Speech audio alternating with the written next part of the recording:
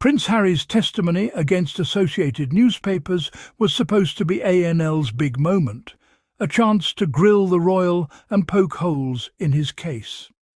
Instead, it turned into a masterclass in how to cross-examine a witness.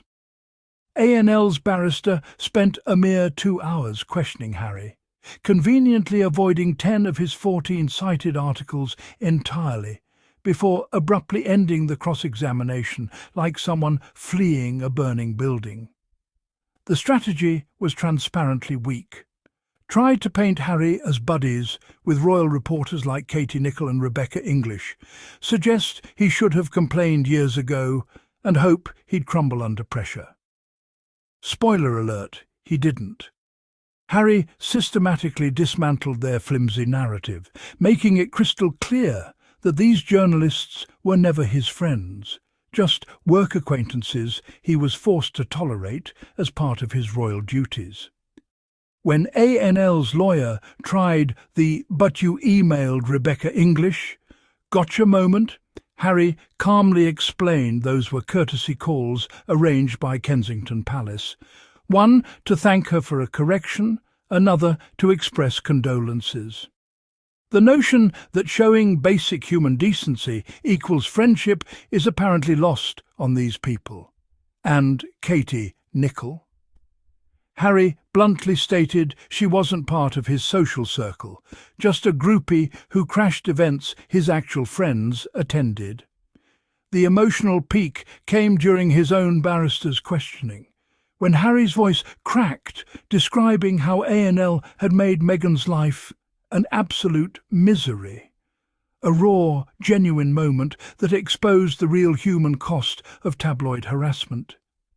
ANL saw how compelling Harry was on the stand and cut their losses fast, because every additional minute was making their case look weaker and his look stronger.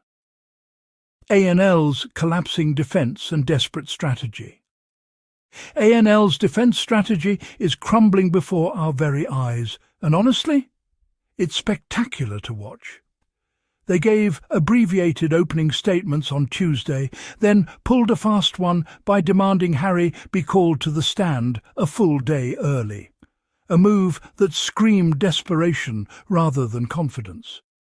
And then after all that bluster and swagger, their cross-examination lasted a measly 2 hours instead of the expected full day. Maybe 2. 2 hours. ANL's barrister avoided questioning Harry about 10 of his 14 cited articles entirely, which tells you everything you need to know about how weak their case actually is. They thought they'd trip him up with questions about Katie Nicholl and Becky English being his friends, and when that line of attack completely fell apart, Harry made it crystal clear these people were work acquaintances he merely tolerated, not buddies. They cut and ran. The early termination of cross-examination wasn't a tactical victory. It was ANL realizing that every additional minute Harry spent on the stand was doing more damage to their already flimsy defence. As Harry's spokesman said, it was revealing in its weakness, assertive in tone, but collapsing immediately under scrutiny. ANL couldn't wait to get him off that stand because he was demolishing their entire narrative with his actual voice, his actual truth, and they knew it. Harry's courtroom composure. Under ANL's cross-examination, Prince Harry's day in the witness box began unsteadily. Associated newspapers brought forward his evidence by a day after taking less time than expected to outline their case, a move that appeared to unsettle him. From the outset, he was defensive and combative, repeatedly bristling under questioning from ANL's barrister, Anthony White, KC. The judge intervened several times to urge Harry to remain calm and not to argue with counsel. White focused heavily on Harry's 13-page witness statement released publicly as he was sworn in. Early in the questioning, White asked why Harry had not complained about the articles at the time they were published. Harry replied that he was constrained by his position within the royal institution, citing the maxim, "Never complain, never explain." The morning session did little to improve Harry's composure. He snapped at suggestions put to him, took offence easily, and at one point conceded that he was upset.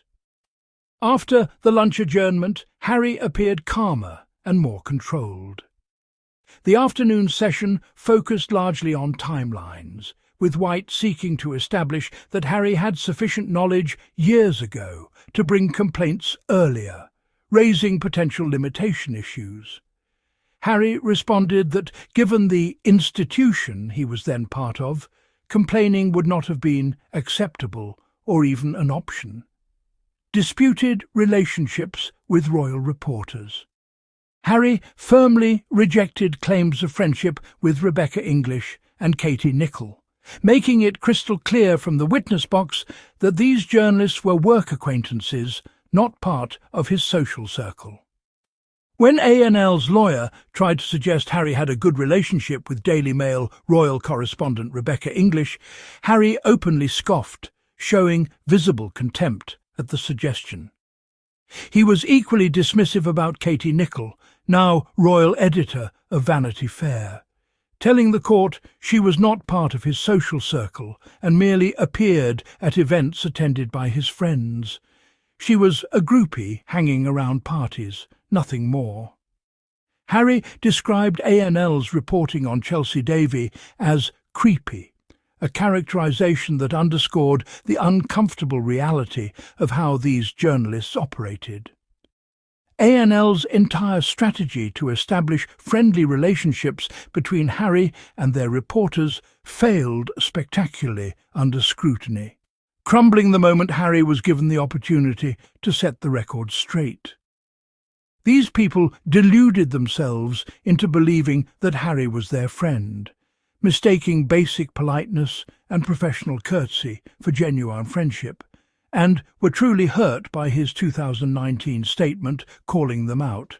Cross-examination collapse.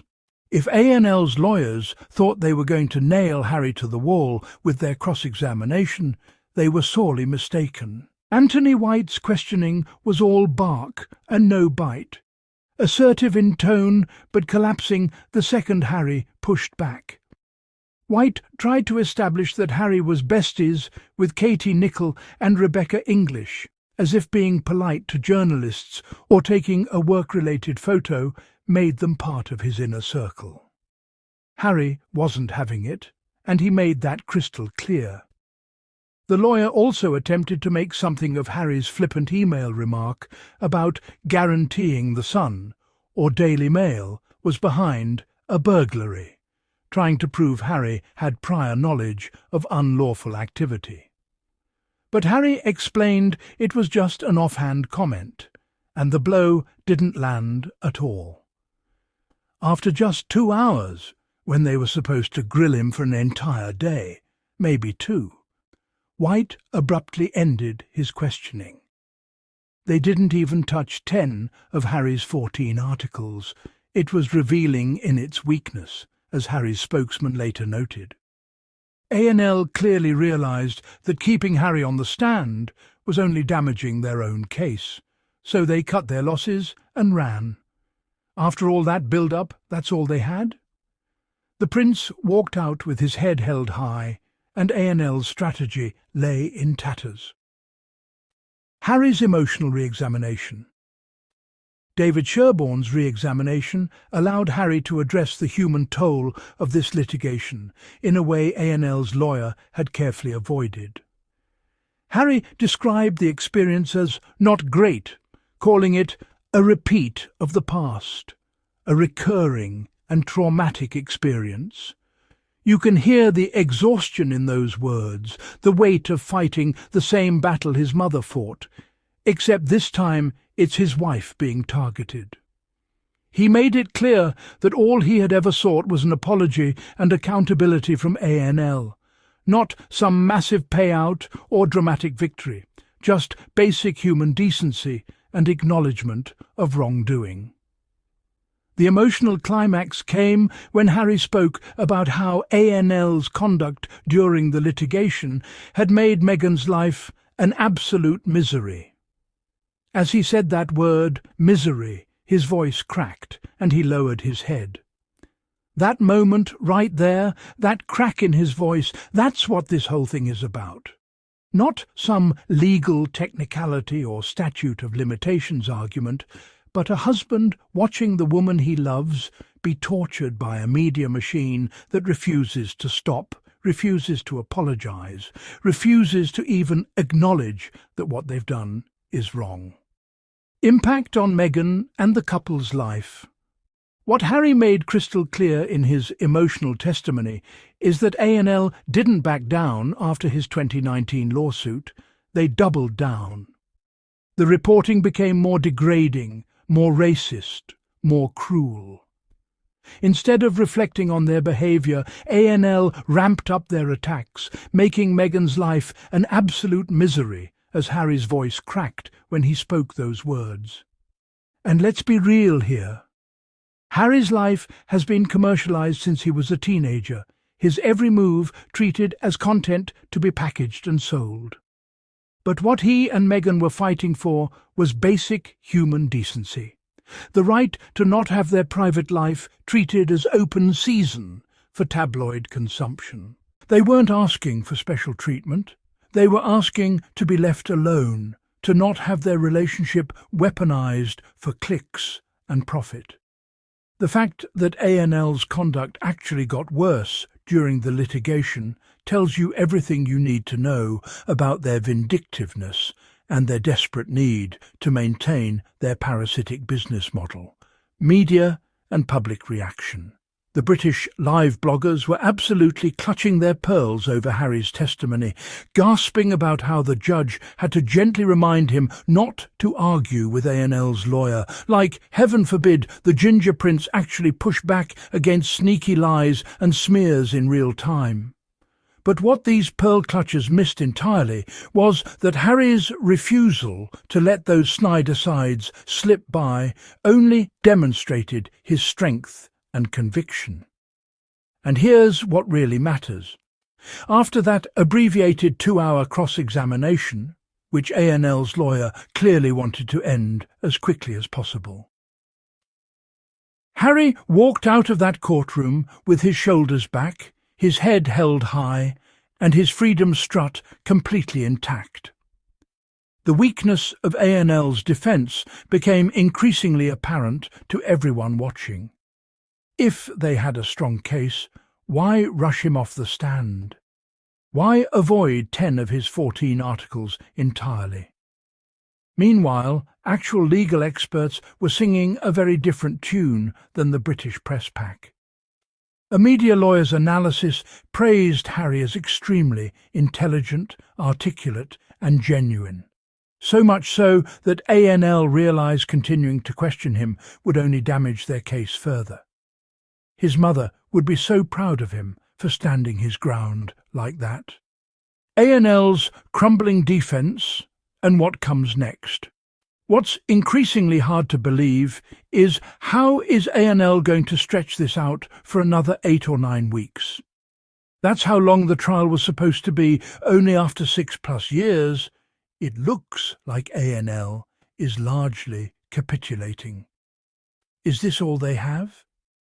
Why didn't you hang out with Katie Nicholl in 2006?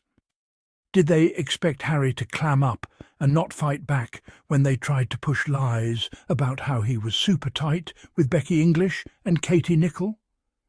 The good news is that Elton John and the other plaintiffs are expected to provide similarly strong testimony, and if they're anywhere near as compelling as Harry was on that stand, ANL is going to have a very hard time.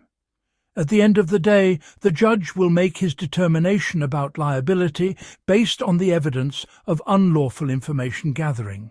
And from what we've seen so far, that evidence is damning.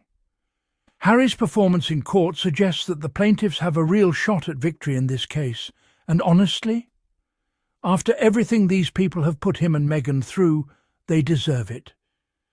That ginger prince walked out with his shoulders back and his head held high, and his mother would be so damn proud of him.